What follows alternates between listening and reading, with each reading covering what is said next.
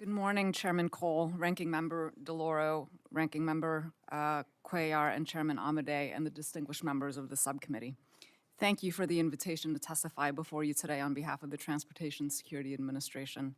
I'm honored to be here and grateful for the long-standing and productive partnership TSA shares with this subcommittee. DHS and TSA were created on the heels of 9/11 to help the United States stay a step ahead of terrorists and bad actors. A lack of funding and predictability of resourcing will pose significant challenges to our ability to deliver transportation security with the level of excellence we expect and Americans deserve. We need Congress to pass DHS's budget for fiscal year 2026.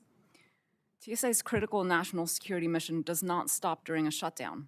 Around 95%, or 61,000 of TSA's employees are deemed essential and continue to work to protect the traveling public during a shutdown while not getting paid. These TSA employees live and work across the nation within your communities, securing over 430 commercial airports and performing incredibly challenging and demanding jobs. I would like to take a moment to recognize the TSA workforce for their unrelenting efforts day in and day out to secure the nation's transportation systems. During the recent 43-day shutdown, TSA personnel continued to report to work without pay and kept our operations running smoothly, ensuring millions of passengers arrived at their destinations safely and securely. While average wait times across the country remained within our established standards, TSA saw increased rates of unscheduled absences and localized spikes in wait times as the shutdown dragged on and the cost of coming to work became more and more untenable for our frontline workforce. We heard reports of officers sleeping in their cars at airports to save money on gas, selling their blood and plasma, and taking on second jobs to make ends meet. Many were subject to late fees for missed bill payments, eviction notices, loss of childcare, and more, all the while expected to serve their country and perform at the highest level when in uniform. 12 weeks later, some are just recovering from the financial impact of the 43-day shutdown. Many are still reeling from it. We cannot put them through another such experience. It would be unconscionable. Today, I'm joined by several outstanding TSOs I want to recognize for their service to our nation. They represent TSA's core values and are top-performing, dedicated team members and leaders in their respective airports in Texas, Iowa, and Arizona. Maggie Robinson McGee, she serves as a TSO and joined TSA after witnessing the tragedy of 9/11, and she's a plank holder for the agency and has worked in San Antonio International Airports for 24 years. Not getting paid during the shutdown created significant challenges and personal hardship for her. Yolanda Mendoza serves as a lead TSO working at Eastern Iowa Airport for 8 years.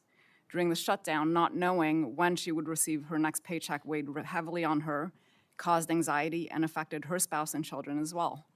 It reminded her that shutdowns don't just impact government operations. They disrupt households and create real fear for families who rely on stable paychecks to stay afloat. Jonathan Abtahi serves as a lead TSO working at Tucson International Airport for 8 years. After missing multiple paychecks, he had no choice but to put everything on his credit cards. Even after the government reopened and he received back pay, he is still playing catch-up financially due to the high interest rates on the credit cards. And Patricia Pittman, she serves as an explosive detection canine handler working at Ronald Reagan National Airport for 10 years. During the shutdown, she was forced to draw out funds from her retirement savings as well as food donations to provide for her family until she received her first post-shutdown paycheck. She is accompanied today by her canine Rosh. We are incredibly fortunate to have them on our team. In addition to the grave impact on the TSA workforce, without budget certainty, we are at risk of critical technology deployments being pushed even further out. A lack of adequate funding and capital investment for technology impedes our ability to give the workforce the tools it needs to do their jobs. The FIFA World Cup is only 121 days away, kicking off on June 11th, when America will welcome millions of visitors from the world over to our country. TSA will be front and center, welcoming travelers and fans safely and securely through our airports as they travel to see the games. We need to ensure we are adequately prepared, both from a staffing and technology perspective, and we do not have the luxury of time. The nation cannot afford the safety and security of the traveling public to be threatened by budget uncertainties. On behalf of TSA, I respectfully urge Congress to provide full-year funding without delay. Chairman Cole, Ranking Member DeLauro, Chairman Amade, Ranking Member Cuellar, and distinguished members of the subcommittee. I thank you for your support of TSA, and I look forward to your questions. Thank you, Madam Director. Doctor. Now, I've got a name that has 4 out of the 5 vowels in it, so people have difficulty pronouncing that. You, however, sir, are the Olympic gold medal